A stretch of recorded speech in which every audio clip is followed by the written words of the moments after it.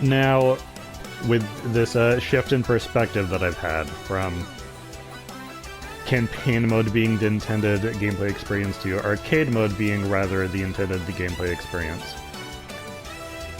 I have some suggestions for the developers as far as modifiers to add to this game in order to make arcade mode a more complete experience. Well, some modifiers and some just mechanical changes. Now, I mean, the one thing that could be changed to just fix everything all at once would be add difficulty selection to campaign mode. I don't know why that's not a thing. If they can do difficulty selection for arcade mode, I don't know why that's not an option for campaign mode. It's not like there's competitive scoring, like there's no scoreboards like between players to tell you your ranking or anything. This should be just a more personalized experience. Both of these, I don't think either of these have player ranking. So I legitimately don't know what the deal is. But like, if I could have had that, that would have made campaign mode much better. Now, arcade on easy, the enemy AI is still as aggressive and skilled as usual. So like, I'm still having the experience of getting my butt kicked. But it's not mattering as much. The main difference with switching to easy mode is that enemies don't hit as hard and they don't take as many hits. So yeah, like choreographically speaking, you are still getting your ass handed to you, but it doesn't matter as much. Like, you can still manage to get through the stage.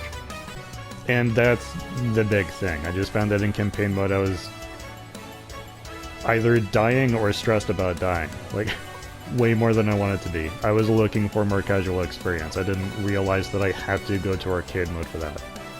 But yeah, simplest, biggest fix, just add difficulty selection to campaign mode. That's it. But if for some reason that's just not physically possible, I got some suggestions for arcade mode to make it a more complete experience, but also some suggestions just for fun.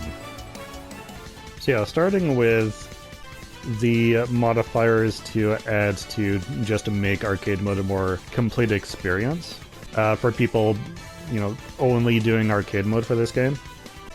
Biggest one is level skip, because even with branching paths and not having to play literally every stage, it's still a long way to go, and yeah, as they warn you here, there's no safe progression.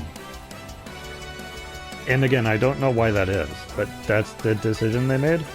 Maybe because they're trying to give it a more classic arcade feel. But again, like, if this mode basically has to replace campaign mode, then we're gonna have to make some changes. So level skip is a way of alleviating some of that issue. If there's no save progression, I mean, save progression is also a recommendation that I would make, just make that available. Again, I don't know why it's not. But in lieu of that, level skip would be a way of making it at least easier on the people who wants to go through this game but don't have the time for a full marathon. And you can make it unlockable. You can make it so that a level isn't skip-toable until you actually access that stage in either campaign or arcade mode. I think that makes sense. I think that's fair. I think that's what most people would expect. But also, just for the sake of people who are in the mood for a particular stage. Like, one of my praises for this game, it has very interesting stages. I'm actually very impressed with how diverse and interesting all of these stages are. I just don't have the chance to enjoy them that much because, again, I've been finding the game stressful. And yeah, it's not as stressful in arcade mode, but arcade mode is also a marathon, and I can't just jump to what stage I want at any given time. So, other suggestions as far as making it a more full experience: optional cinematics. Because right now, cinematics are off in arcade mode by default, and there's not an option to turn them on. So I would add that. What else is there? Also the option to play through every stage. So right now how it works is branching paths. In some places you have to choose between stages, so you play one and not the other. That's likely to alleviate the fact that there's no safe progression, and so a marathon would take even longer if you are actually playing through every stage. Again, just adding safe progression would help with that. Just a quick save and continue thing. Seems like it would be simple. But again, also level skip is an alternative to that. Also optional character selection between stages, for anybody who's looking to experiment more. And now onto things that I just think would be more fun. This might sound weird, but I feel like the game is almost calling for this. Random character select. Again, as an option. Just as a way of forcing the player to experiment. Again, optional. But I feel like, and especially with the ability to play arcade mode more casually, not getting to choose my character every time, being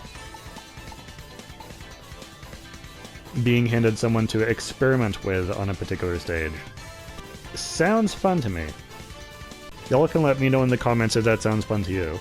And one thing that, yeah, I understand why this wouldn't be great for campaign mode, because it might be a bit overkill as far as empowering the player, but something I'd really like to see as a modifier, just to make the game more enjoyable. At least in a non-competitive setting. Infinite/extended/faster refill for projectile attacks. Because as I've been analyzing my feelings of disappointment in this game, I'm remembering that one of the big tests for me when playing any superhero-focused game is how much does this game actually make me feel like the superhero that I'm playing as. And I have to say that this game failed hard on so many levels with nearly every character. So I read a comment somewhere that one of the most requested characters to be added to this game is Cyclops. And like, two opposing thoughts on that. Yes, Cyclops would be good for this game. For so many reasons. Cyclops would be great. In fact, given that the focus for this game is cosmic, like we got Cosmic Ghost Rider instead of regular Ghost Rider, Phoenix Force Cyclops would be awesome for this game. But also, this is still Cosmic Invasion. So you're not gonna get Cyclops. What you're gonna get is a guy with maybe 5 projectile attacks, and then just his fists.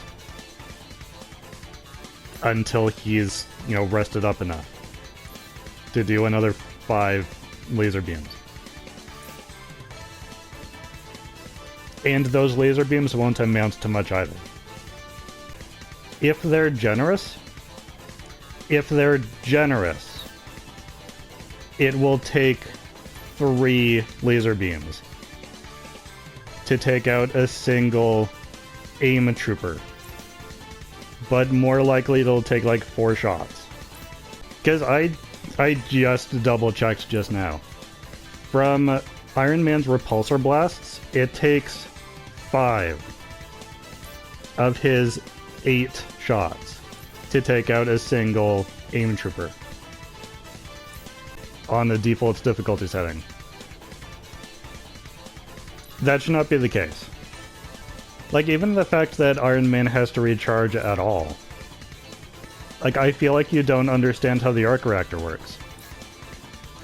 Like, yeah, you can make the argument if Iron Man is using like his strongest possible attack, capable of taking out like a building. If he put that much energy into an attack, I can see that using up a decent amount of the arc reactor and him needing to recharge.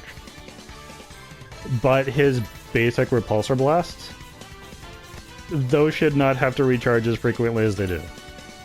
To say he's got 8 repulsor blasts before he has to recharge, that's the kind of power that would take out a building. An entire building. I could see that being the case if that's how much power he's putting out. But it takes 5 of his 8 shots. It takes more than 50% of his arc reactor energy to take out a single aim trooper. The most basic, like, weaker than stormtroopers we're talking here. Grunts. I disagree. Was it Silver Surfer that has like 3 laser beams before he has to recharge? Like, oh, I've run out of cosmic energy after doing 3 things. Ugh. What are you expecting? It's only the cosmos. It is only the power cosmic. You can't expect me to do 4 things at once without having to rest. Let's get real here. The one character that I can say feels like how they would actually be is Captain America, because yeah, he's just got the 1 shot, but he's only got the 1 shield. Makes sense. It recharges as soon as it comes back to you. That's how that should feel. And yeah, Wolverine can like run around and claw people up, and that's a lot of fun, but no healing factor? That's not Wolverine. Phoenix doesn't have any form of resurrection power. I don't think you understand Phoenix. And I guess I didn't have complaints like this when I was playing Shredder's Revenge, because the Turtles, to me, like, I don't expect them to be capable of more than just humans with weapons. With the exception, the one thing that I've always felt should be in Turtles games, because they're turtles, is just that the enemy can't attack them from behind. That's the only complaint I've ever had about, like, nah, they're turtles, this should be how it works. But the rest of it is like, any limitations the game puts on them, it makes sense in context. But here, like, they intentionally went for some of the strongest characters you can find. Some of the most OP superheroes are here. And the game is called Cosmic Invasion. Like, there's an emphasis on the idea of all this power, and I'm not seeing it. I'm seeing just, honestly, weak sauce, regular characters and powers, just with a superhero skin. Like, Beta Ray Bill has the powers of Thor, but looking at his moveset, he's got maybe 1 attack that actually involves lightning, and it's a melee attack. It's not even a ranged lightning attack. And you could say, well, that's Storm's thing. You don't want to step on the Storm shoes. But no, she doesn't have a ranged lightning attack either. All of her ranged attacks are wind. She doesn't know how to throw lightning. Nobody here does. I realize that's a more core mechanic issue, is just that everyone should just have better moves. Or move sets, or just a more powerful attacks, or something. Yeah. I realize that's a more core thing that's not likely to get fixed now. It's just, you know, a complaint that I still have.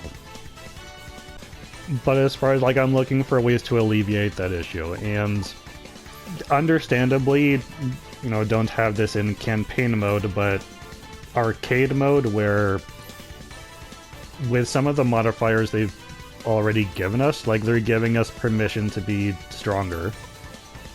For the most, like, most of these are about increasing challenge, but, you know, focus refills itself 3 times faster, that's pretty good. That does make the game more fun. So in the context of in arcade mode, you have permission to be more powerful. One of the things I would look for is ways of actually just properly feeling like a superhero. And one of those for me, if not infinite energy, then at least a higher energy count / faster refills. For projectiles. I don't remember if they use the term energy for projectiles, but that's what I'm talking about. I mean, some of the terminology was weird in this game. And another thing... Hero Lab. Passive skills that are actually passive. Which there are some examples of, but very few and far between. I think Wolverine regenerates lost HP faster. That doesn't actually mean full health recovery, it's just up to a certain point. But that's slightly off topic. Obviously, that's faster healing than the speed at which everyone else can heal. That is a passive skill, so that counts. But most of these, quote, passive skills, they require doing something, like successfully dodging or receiving shock damage. Infuses next attack with shock. It's not passive if you actually have to do something. Successfully dodging an attack refills web canisters. Yeah, Spider-Man's passive skill should be that there's a higher window for dodge, or something. It should be dodge-based, yes, but it should be that he dodges better. Defeating an enemy with charged attacks gives extra ammo. 4 extra ammo. And only up to a total of 8, I think. And that's lost once you've used it. Just more ammo the entire time would have been better. When focus bar is full, air and sprinting attacks are infused with fire. That's passive. It's not something you have to think about. Parrying enemy projectiles grants unlimited ammo for a short duration. Why would that be how it works? Why is his arc reactor dependent on parrying projectiles? And I think I talked about this before, but it is worth mentioning again. It's weird that each of these characters has either dodge or block, but not both. I've never seen that in a video game. Any video game that I can recall from my entire life. And it doesn't sound like something that would necessarily be inherently wrong, but playing this game, like having had the experience of playing this game, it feels inherently wrong. Any game that has dodge mechanics and block mechanics, generally every character would have both. With very few exceptions. Like, maybe Venom and She-Hulk are too thick to do a dodge. And I can't find a character like... I'm thinking someone like Elektra, maybe. Might not have much in the way of blocking, but certainly dodging. But generally how it works in a game is you would have... There would be a general defense button, and you would hold it while stationary to block. Or you would tap it while holding in a certain direction in order to dodge. That's how it works. And that's how my brain kept expecting it to work in this game, but it didn't. I would only be able to do one or the other depending on who I was playing as. And then when I'm switching characters, I would forget that the rules are different. Because the other character can only do the other and not the one that the other character is doing. And it's got really confusing, and it's made this game more difficult than it already was. Trying to keep all that straight in my head between what all the different characters can do. Another reason why, like, this game pretends to encourage experimentation but actually punishes you for it. as far as trying out the different characters. Like, no, you're supposed to figure out your favorites early on and then just use them for the majority of the time. And the way blocking and dodging works is how they are both supposed to work individually. Both controls exist, but every character can only do one or the other. And like, not only from a general gameplay standpoint does that not make sense, but also a lot of these characters, like Black Panther here, he can only dodge. But isn't his thing vibranium? Isn't his thing that he can absorb damage and then reflect it? He should be able to do both. Same with Captain America. Same with Iron Man. He's got defensive capabilities and he has literal jets in his feet. He can move around quickly. Why is every one character limited to just one or the other? It would not only make more sense in just a general video game context, but it would also make even swapping between characters feel more natural. And I'm pretty much at the end of the list. The one last suggestion I have, and this is actually not a call out to this game in particular. For some reason it's just the idea was more noticeable with this one, maybe because of the team focus, which is something I like and think ought to be more encouraged. But it is actually something that could be applied and that I would recommend for way more beat-em-ups in particular. Not just this one. Like, this is a suggestion I would make to everyone. At least with newer games. I understand why this hasn't been a thing before. Because beat-em-ups is a genre that dates back way early into video gaming history. And the technology of the day didn't really support this. But things are different now.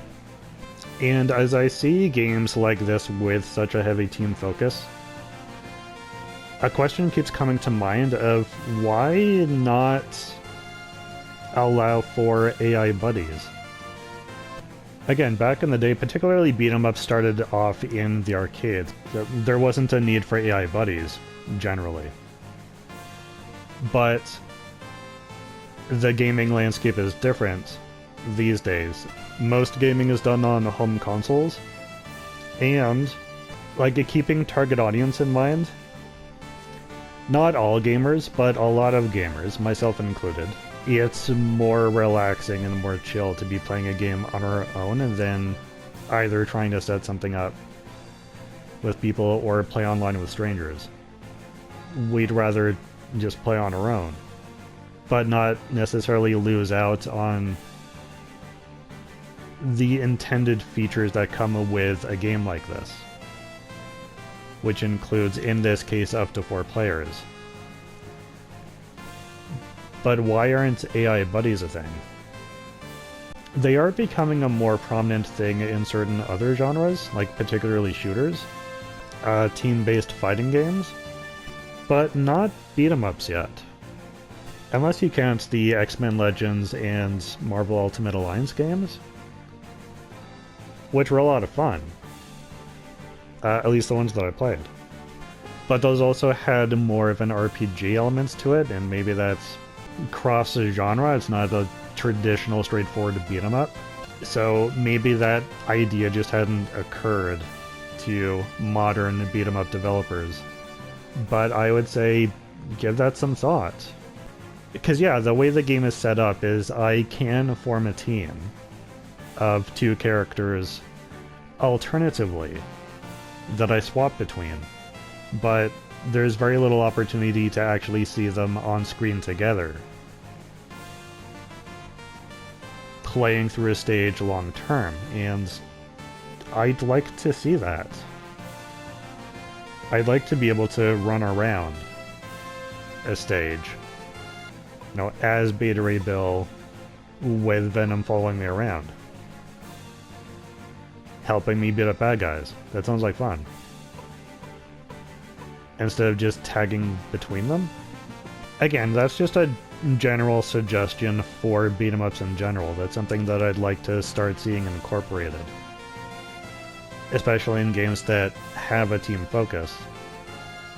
So, that in particular is not a complaint against this game. Because that's like, every beat 'em up game does that, and I think it's just a matter of the idea hasn't really occurred to anyone. So, just want to throw that out there.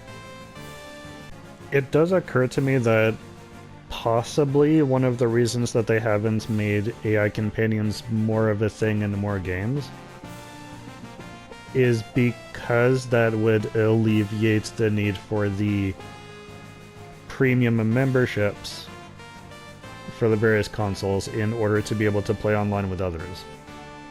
And maybe that's a strategy, which would suck, but if that is the case, maybe one solution could be, AI companions are also unavailable unless you can access them online. Maybe that could alleviate the issue. But also, no, logically they should just be available in the base version of the game without having to go online. But I'm just saying, if that's the required compromise, then, that's an option. And I spent a lot of time complaining about my issues with this game. I think partially because I haven't heard anybody else having the same complaints.